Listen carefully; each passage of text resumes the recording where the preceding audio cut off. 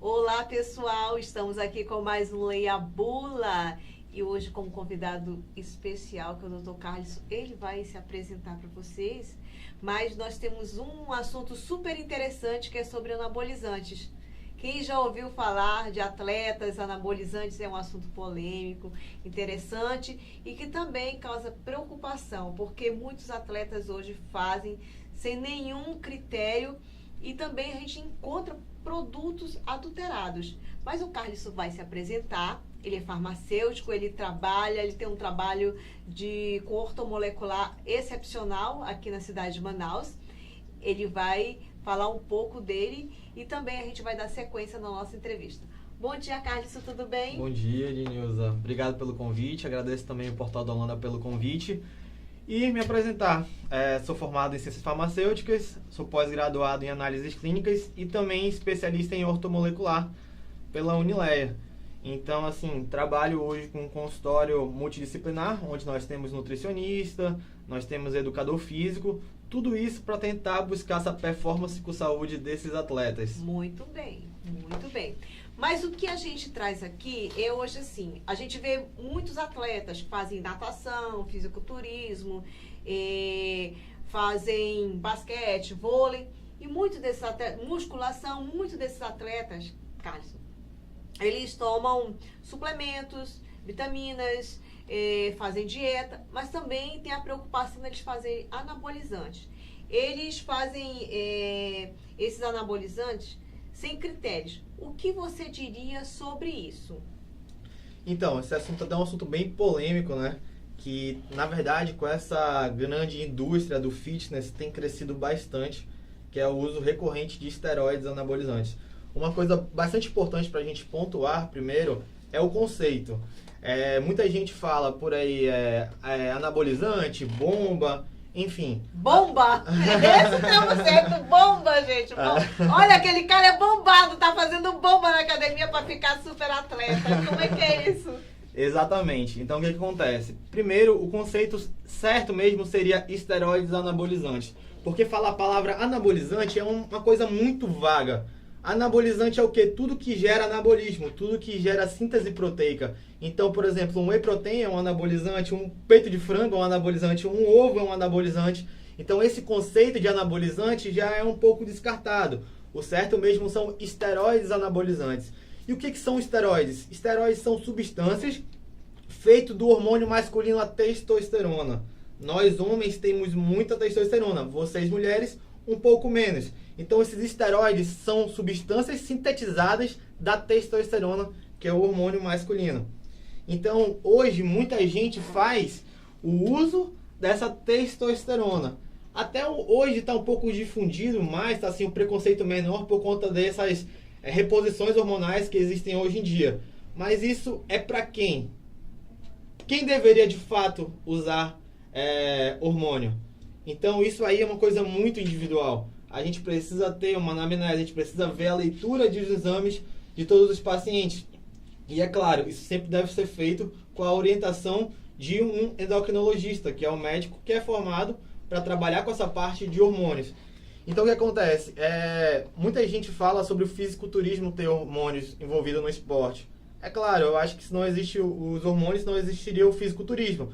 Mas existem muitos outros esportes que tem bastante uso de esteroides e ninguém comenta nada. Por exemplo, a NFL, que é a Liga Americana de Futebol Americano, nós temos muitos casos de uso de esteroides. O UFC também, vira e mexe, alguém é pego no doping. Então, assim, o que me preocupa tanto, às vezes, não são nem os atletas, mas são os usuários recreativos de esteroides. Porque, por exemplo, vamos falar de um fisiculturista. O fisiculturista tem uma vida perfeita. Ele faz dieta 100%, ele treina bem, ele dorme cedo. Então a vida dele assim é perfeita, é muito regrada. É claro que para chegar naquele nível de composição corporal, de muito músculo, ele precisa de fato fazer o uso de hormônio. Porque aquilo ali é contra a fisiologia do ser humano. Nós não fomos feitos para ser grandes e super definidos. A nossa fisiologia é para nós sermos pessoas acumuladores. Porque era isso que nossos ancestrais faziam, acumulavam gordura. Por quê? Porque ele comia hoje, só comia daqui a uma semana. Olha aí essa dica, gente. Então nós fomos feitos para ser acumuladores. Então ser forte e definido é contra a nossa fisiologia. Então por isso que é tão difícil assim ganhar massa muscular. Porque perder gordura é fácil, mas ganhar músculo é muito difícil. Por quê? Porque o músculo ele gasta muita energia. Então convencer o nosso corpo a gastar energia para criar uma coisa que vai gastar mais energia ainda é muito difícil. Entende? Então assim, hoje o que é muito difundido? As pessoas pensam assim, cara, olha aquele cara ali com físico bacana, o que ele tá tomando? Ninguém pensa o que ele tá fazendo, só pensa o que ele tá tomando. Exatamente. É a primeira pergunta que você faz de cara para um cara que você considera bombado na academia. Então, quando a gente vê um fisiculturista, a gente não tá vendo um cara que fez apenas uso de hormônio, mas a gente tá vendo um cara que tem ali o quê? 1.500, 2.000 horas de treino na vida dele.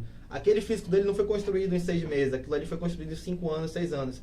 Agora, o que me preocupa muito é o quê? O usuário recreativo. É aquela pessoa que quer ter o corpo bonito pra praia e vai lá e faz uso de hormônio. Sendo que no final de semana, ele tá bebendo. Sendo que ele pega uma gripe, toma antibiótico, anti-inflamatório, prejudicando o estado renal dele. Gente, fica ligado nisso aí. Então, assim, o uso recreativo desses hormônios me preocupam bastante. Porque você acaba depois pagando um preço que você nem sabia que você ia pagar.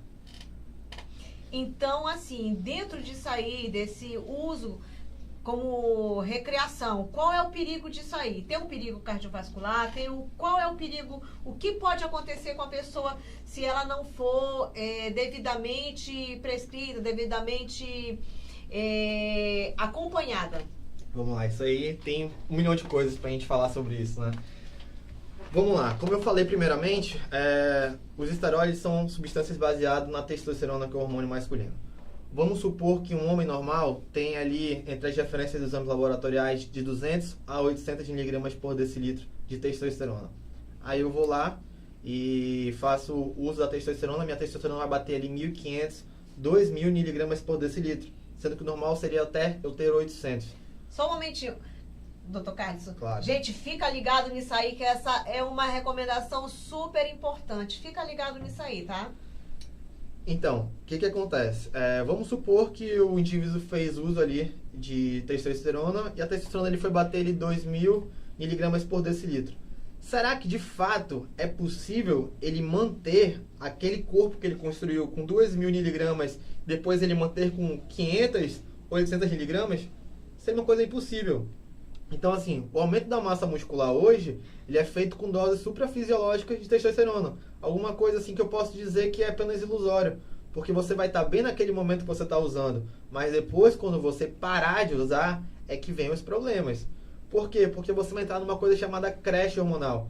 E é isso aí, a gente pode falar vastamente sobre esse assunto. O que acontece? Todos os nossos hormônios, eles funcionam em feedback negativo. A partir do momento que você faz uso de um hormônio de fora para dentro, o seu corpo ele é inteligente o suficiente para parar de produzi-lo. Então, nós homens temos uma coisa chamada eixo HPT, hipotálamo pituitário testicular, que é a ligação do hipotálamo com a hipófise e o testículo. Como nossos hormônios eles funcionam em feedback negativo, a partir do momento que eu faço uso da testosterona, lá na minha hipófise eu vou parar de produzir uma coisa chamada GnRH, que ele acaba por inibir LH e FSH, que são percussores da testosterona e da espermatogênese. Ou seja, se eu faço uso de testosterona, meu corpo para de produzir testosterona e para de produzir também espermatozoide. Então, naquele momento, eu vou ter uma deficiência muito grande, o que pode levar a um hipogonadismo e também fico temporariamente infértil, porque é isso que acontece.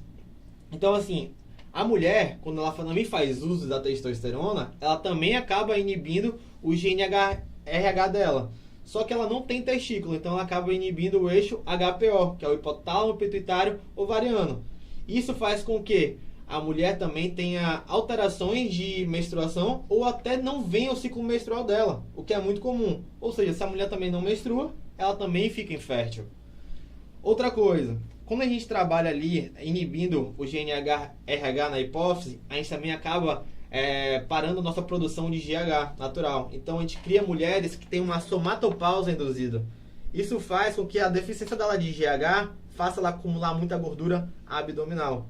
Então é muito comum a gente ver mulheres que fazem uso de testosterona ficarem o quê? Quadradas. Por quê? Porque vocês mulheres Olha aí, mulheres. têm muito mais estrogênio que nós homens. E o estrogênio é o principal hormônio de vocês.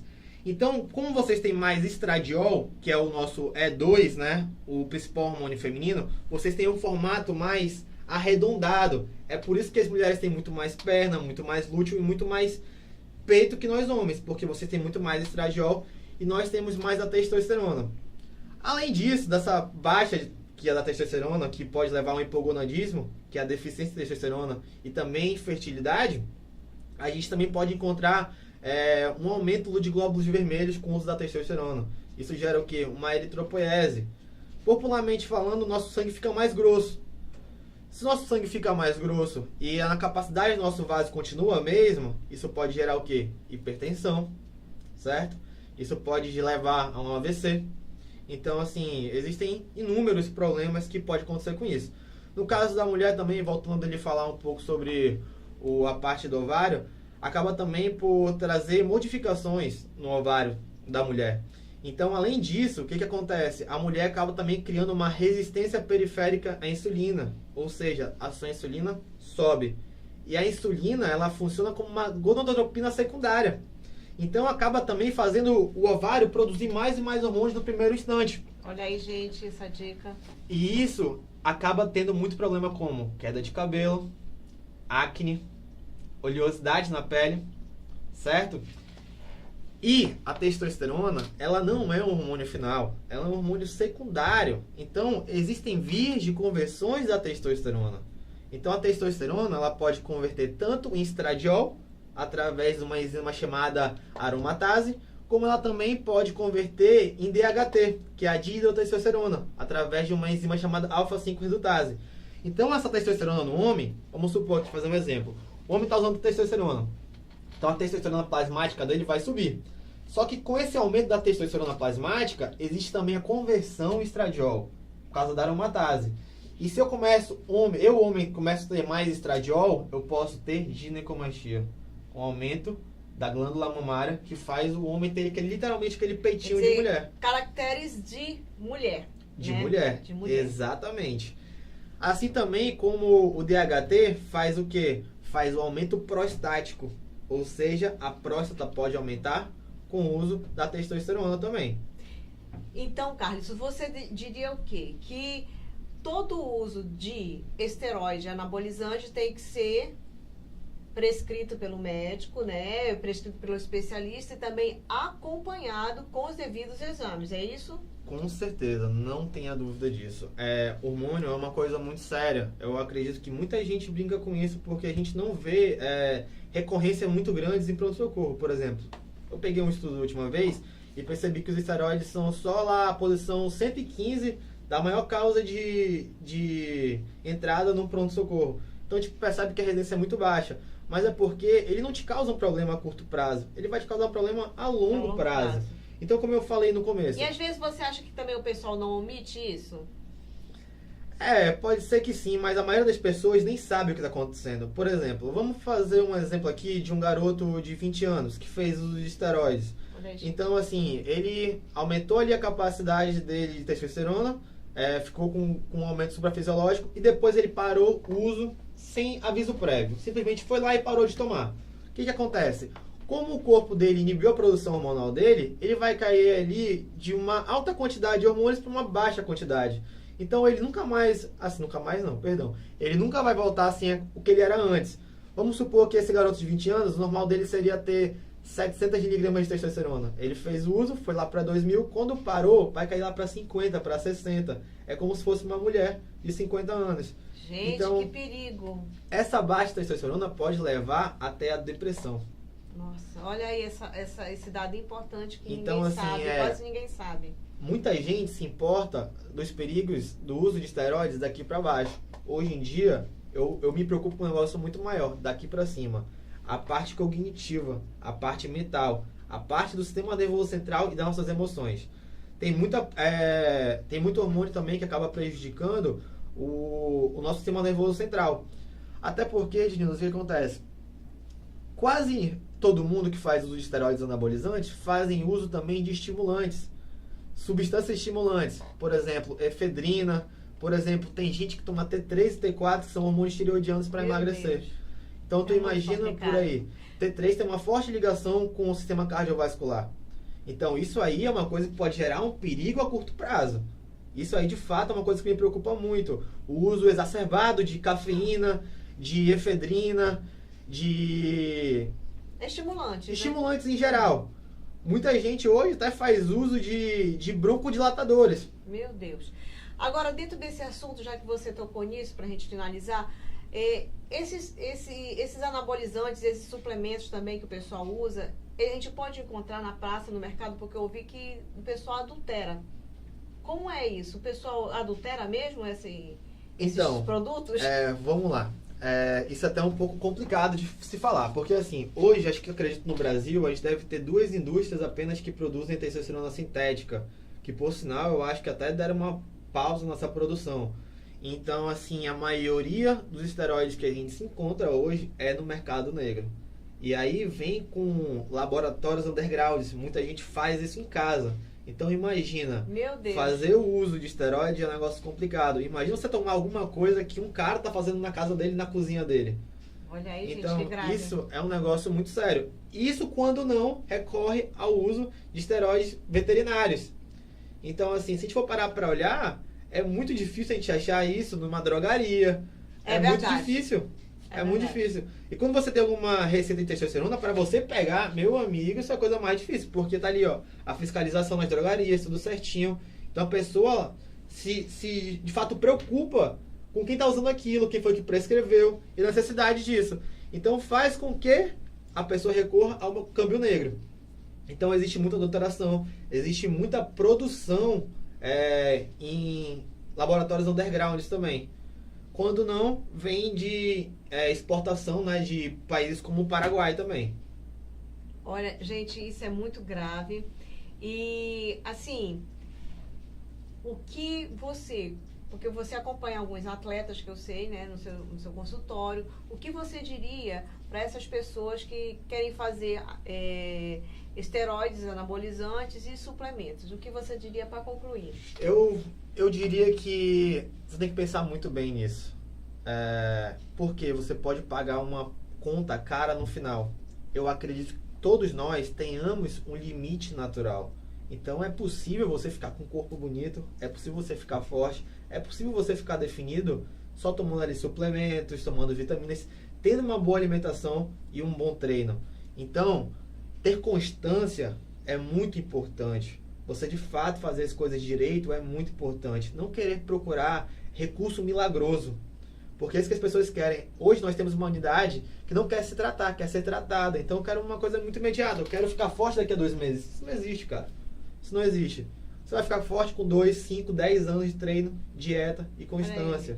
Então assim, não adianta você querer dar o passo maior que as pernas. Porque a conta, uma hora ela vai chegar. Então assim, o que acontece bastante nós vemos as pessoas que falam, eu me dei bem com esteroides. A outra pessoa, esse é um recurso que não me cabe. Então o meu trabalho hoje é te falar os perigos que podem causar e o preço que você pode pagar. Então aconselho você, treine, faça dieta, tenha uma constância. Essa é a chave do sucesso. Muito obrigada, Dr. Carlos. Gente, fica aqui o recado. Esteroides anabolizantes, suplementos, então procure um especialista. Sempre tenha cuidado, porque você pode pagar um alto preço.